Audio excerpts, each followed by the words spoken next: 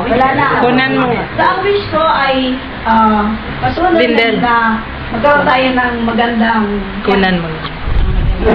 na hindi maputol yung ating pagkikitang pagpatuloy natin.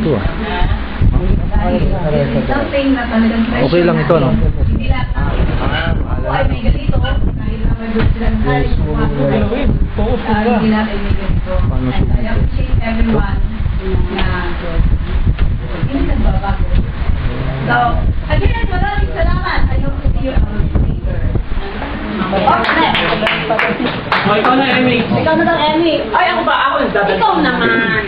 Pwede mong i-edit yan. Okay. Ang gusto ko lang sabihin ay maraming salamat sa pagbibigay ninyo ng oras.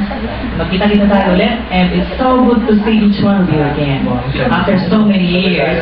At sabi nga nila, you are still almost the same as you were nung tayo makakasama pa rin sa eskwelahan. Now, in my life, nag-decide akong mag-stop na sa teaching 2009. Why? Because nakita ko, nagkaroon ako, I was exposed to the lives of those who are already above 60. At nakita ko na ang buhay nila ay umiika na paglalakad, may tungkol na. And there are certain things that you can do in life. But I'm not saying that you're going to quit your job.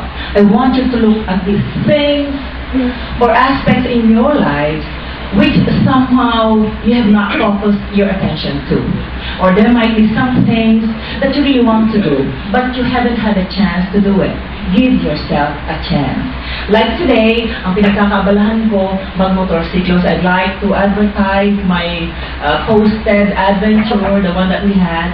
Inline namin ang Mount Samat through riding a motorcycle. Yun ang ginagawa namin sa sakyan ngayon with my husband, Boy Lico. And we also use the motorcycle to go to the Boracay. And then we plan to go to Davao and Zamboanga. Also use the motorcycle. Yes. And then we'll be in Bicol sometime, probably second week of February. Yeah, it's a big bike. We have 2 bikes that we use. It's 1 400 and 1 200. Harley. We don't have the original Harley.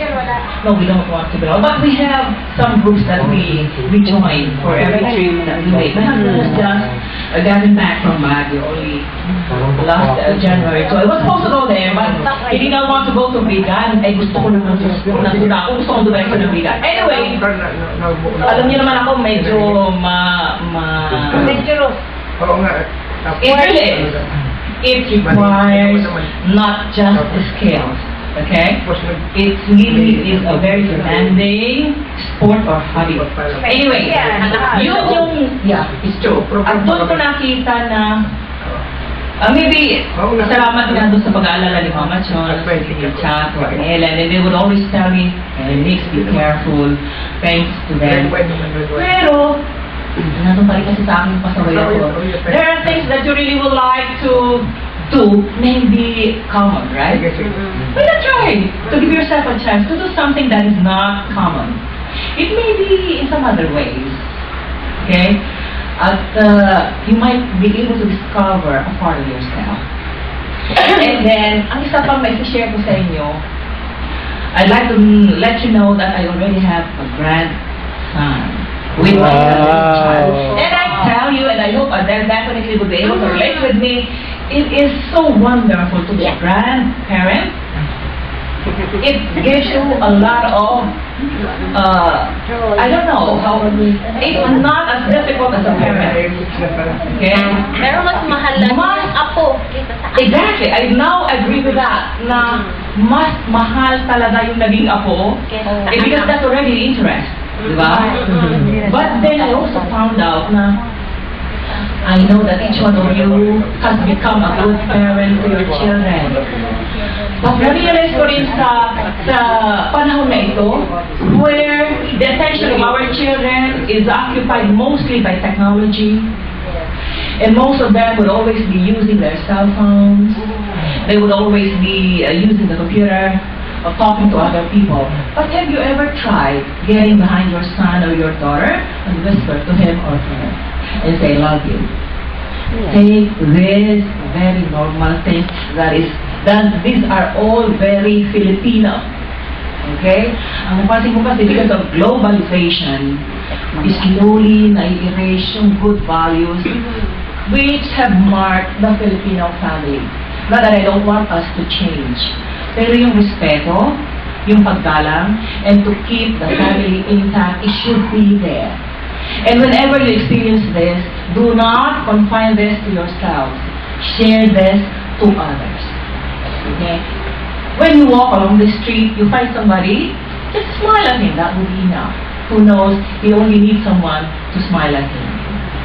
Okay? And then, ang nakita ko rin, napakahirap pala ng walang professional life.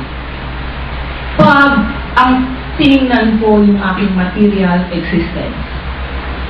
Okay? Pero yung pag sa gabi, tinatanong ko ang sarili ko, ano nga ba talaga ang mahalaga sa buhay? What are the things that really matter in our lives?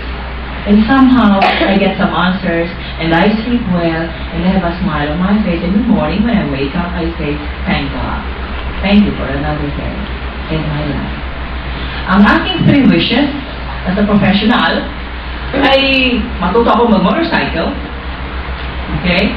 At matuto pa akong gumamit ng computer. At matuto pa ako na mag-Skype. I still don't know how to do that. Skype? Skype? Skype. Hindi pa ako marunong yan. Skype? Skype and Skype. Pero marunong ka ng Meron messenger. yung sabihin yan. Hindi pa rin, Linder, sa totoo lang. And hindi ko pa rin na-maximize ang use ng computer. I still don't know how to fully utilize the computer. Tapos maraming terms ngayon na hindi natin naiintindihan. Halata niyo yun? Maraming acronyms na hindi natin mabigyan ng meaning, hindi natin masakyan. Kasi may iba-ibang languages. May iba-ibang knowledge. Okay.